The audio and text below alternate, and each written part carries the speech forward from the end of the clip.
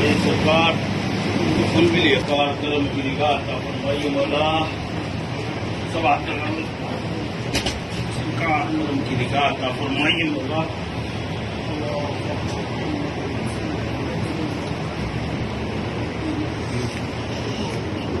अल्लाहुम्मा सल्ली अला सय्यिदना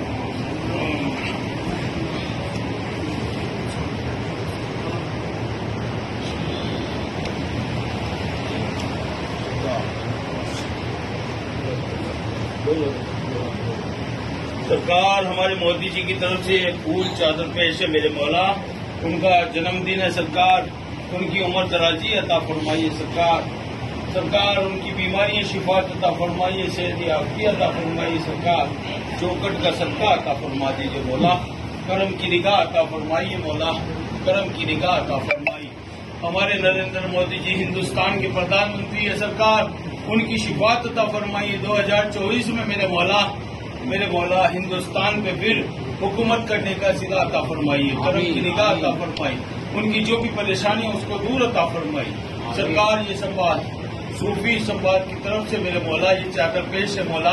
करम की निगाह अता फरमाइए। दादा हुजूर का सदका अता फरमाइए, अब्बा हुजूर का सदका अता फरमाइए। उनकी जो भी जायज तमन्ना पूरी अता फरमाइए। हमारे देश के प्रधानमंत्री की खुशहाली अता फरमाए। उनकी आने वाली सरकार में जो परेशानी है उसको दूर अता फरमाए। 2024 में मेरे मौला अच्छे मतों से सरकार आपकी बारगाह में सरकार मेरे मौला हाजिरी देंगे मौला। आने की तौफीक अता फरमाई, करम की निगाह अता फरमाई। अस्सलाम वालेकुम दोस्तों, मैं जमील बनारसी, मेरे YouTube चैनल पर आपका खैर मकदम है। दोस्तों, पिछले 17 सितंबर को प्रधानमंत्री नरेंद्र मोदी का जन्मदिन था। साल के अंदर हर इंसान का एक न एक दिन जन्मदिन आता है और अक्सर लोग इसे उत्सव की तरह सेलिब्रेट भी करते हैं। कुछ लोग इस खुशी में कि आज ही की मुबारक तारीख को मैं दुनिया में तशरीफ लाया, और कुछ लोग इस गम में भी कि मेरी जिंदगी का एक साल और कम हो गया। सभी लोग अपना जन्मदिन यानी अपनी सालगिरह मनाते हैं। हमारे प्रधानमंत्री नरेंद्र मोदी को उनके अनेकों कामों के लिए इतिहास में याद किया जाएगा।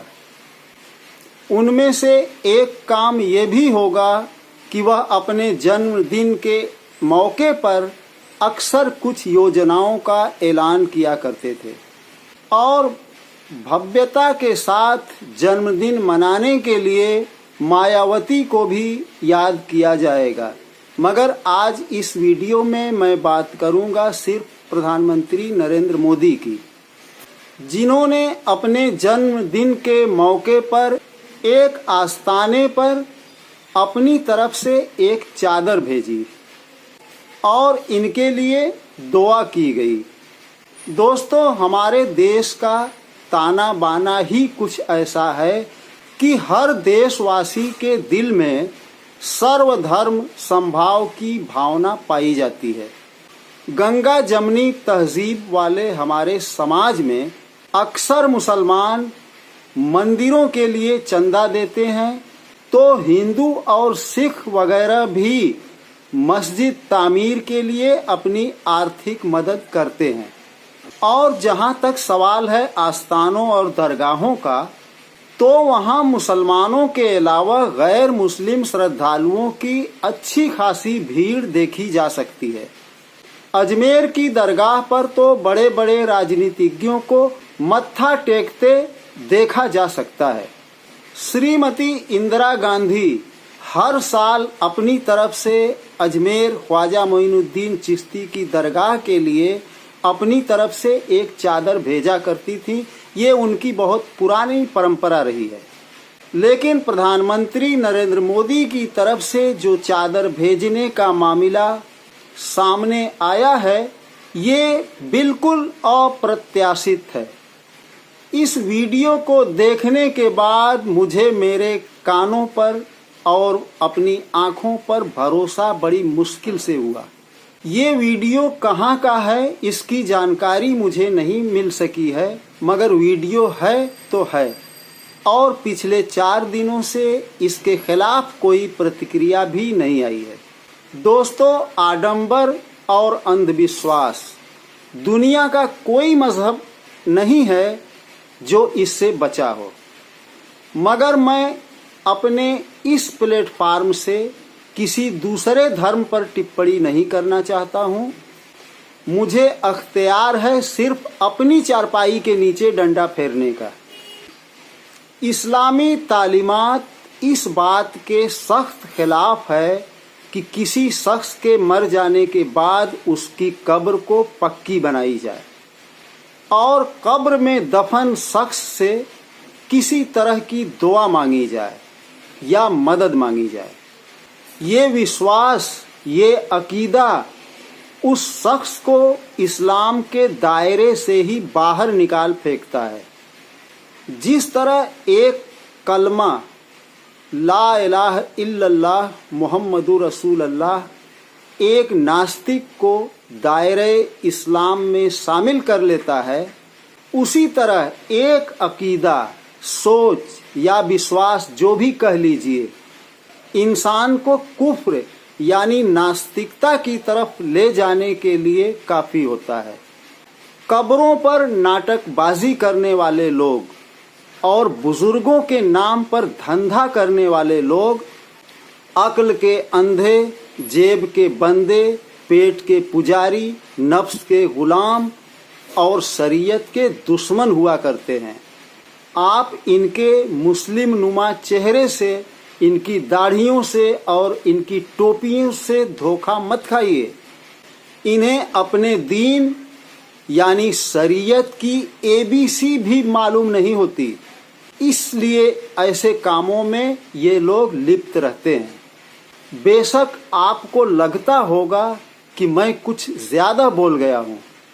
मैं आपको बताता हूँ, ये वीडियो आप गौर से फिर देख लीजिए दोबारा। इस वीडियो में ये शख्स दुआ करते करते प्रधानमंत्री नरेंद्र मोदी के मगफिरत की भी दुआ करने लगा। पहली बात, इंसान के मगफिरत की दुआ उसके मरने के बाद की जाती है। जिंदा इंसान को सलामती, खुशहाली, तरक्की और हिदायत की दुआ की जा सकती है। और दूसरी बात, इस मुजाविर ने कुरान को एक बार भी तर्जुमे के साथ पढ़ा होता या 4 दिन उलमा की सोहबत में रहा होता तो उसको इतना तो पता होता कि मगफिरत की दुआ सिर्फ मोमिन के लिए ही की जा सकती है और की जाती है। कुरान सूरह तौबा आयत नंबर 80 में अल्लाह फरमाता है, तुम इनके लिए माफ़ी की दरख्वास्त करो या न करो। अगर तुम 70 मरतबा इन्हें माफ़ करने की दरख्वास्त करोगे तो अल्लाह इनको माफ़ करने वाला नहीं। ये इसलिए कि इन लोगों ने अल्लाह और उसके रसूल का इनकार किया और अल्लाह नाफरमानों को राह नहीं दिखाता। ये बात किससे कही जा रही है? नबी करीम सल्लल्लाहु अलैहि वसल्लम से। और कौन कह रहा है? अल्लाह ताला। हमारी क्या हैसियत है? हमारी क्या औकात है? केंद्र में और राज्य में बीजेपी की हुकूमत पहले भी थी, मगर 10 साल की बीजेपी की हुकूमत में मुसलमानों की ज़िंदगी को जितना तंग कर दिया गया है, दुनिया के बाकी देश भी समय समय पर इस बात की गवाही देते रहते हैं। नूह में मुसलमानों की बस्तियां बुलडोज कर दी गई, जैसे इन इलाकों में बमबारी की गई हो और 50-50 बुलडोज़र एक साथ अपने मिशन पर निकला करते थे। और देश की मीडिया, रेडियो रवांडा बन चुकी है और देश के अलग अलग हिस्सों में पंचायतें हो रही हैं कि मुसलमानों का बहिष्कार किया जाए। भारत में मुसलमानों को देश की सबसे बड़ी समस्या की शक्ल में पेश किया जा रहा है।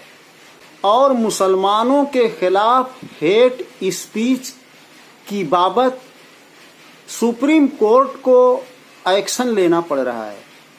और बीजेपी में पहले सिकंदर बख्त और मुख्तार अब्बास नकवी जैसे कुछ मुस्लिम चेहरे भी रखे जाते थे, मगर अब बीजेपी को ऐसे चेहरों की भी जरूरत नहीं रही। बीजेपी आला कमान की एक अपनी मौलिक छवि है। ये छवि किसी मस्जिद, मदरसे या आस्थाने से होकर नहीं गुजरती। विदेशों में भले मस्जिदों के अंदर दिख जाएं, मगर भारत में ऐसा नहीं देखा गया। इसीलिए मिस्र दौरे के दौरान ये बहस तेज हो गई थी और दूसरे दलों के नेता सर्वधर्म समभाव दिखाते हुए अगर किसी मस्जिद में दिख जाते हैं तो यही बीजेपी के लोग पंजे झाड़कर उनके पीछे पड़ जाते हैं और उनके फोटो ये कहकर पेश किए जाते हैं कि ये देखो मुल्ला हो गया। दोस्तों, इंसान बड़ा हो या छोटा, प्रधानमंत्री हो या भिखारी, सबकी जिंदगी में अच्छे और बुरे दिन आते हैं। कल तक जो लोग अच्छे दिनों का सपना दिखाया करते थे, सर्वेश बताते हैं कि उन लोगों के बुरे दिन आने वाले हैं और बुरे दिनों की कल्पना अच्छे अच्छे लोगों की नींद उड़ा देती है। ऐसी हालत में अल्लाह, भगवान, गॉड, देवी देवता, पीर फकीर और सूफी बुजुर्ग सब याद आने लगते हैं।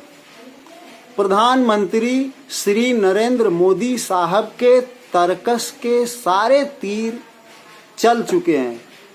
तर्कस तीरों से खाली हो चुका है और सामने पहाड़ जैसा विपक्ष इंडिया की शक्ल में खड़ा है। दुआ की जरूरत तो है ही, चाहे वो जहां से मिल जाए। दोस्तों, इसी के साथ मैं ये वीडियो खत्म करता हूं, मगर इसी से जुड़ा हुआ एक वीडियो और है, इसको भी आप देख लीजिए। एक वीडियो सोशल मीडिया पर वायरल हुआ, पहले आप लोग ये वीडियो देख लें, उसके बाद आगे बात करते हैं। हमारे मुल्क के अंदर और अमन अता फरमा।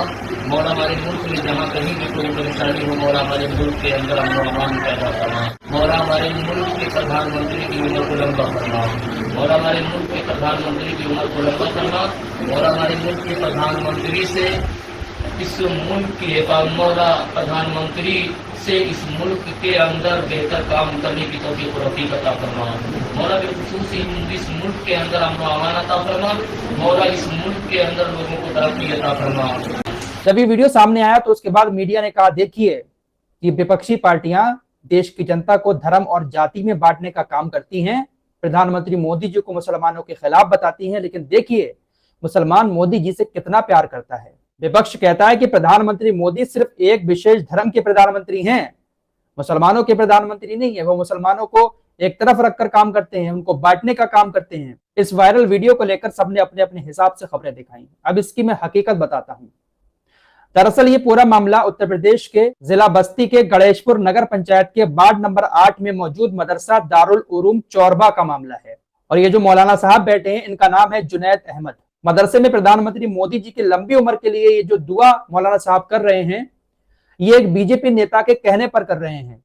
यहीं पर एक बीजेपी के नेता हैं, बीजेपी जिला अल्पसंख्यक मोर्चा के जिला उपाध्यक्ष, जिनका नाम है रियाजुल हसन। रियाजुल हसन बीजेपी के नेता हैं, तो इस कार्यक्रम को रियाजुल हसन ने ही करवाया था। रियाजुल हसन ही मिठाई का डब्बा और प्रधानमंत्री मोदी की फोटो लेकर वहां पर पहुंचे थे। और इन्हीं के कहने पर दारुल उलूम चौरबा के मौलाना जुनैद अहमद साहब ने मदरसे के बच्चों को इकट्ठा करके प्रधानमंत्री मोदी जी की लंबी उम्र की दुआ की, फोटो को सामने रखकर। अगर वीडियो पसंद आया हो तो आप मेरे चैनल को सब्सक्राइब कर लीजिएगा और दूसरे लोगों तक इसको पहुंचाइएगा। जय हिंद।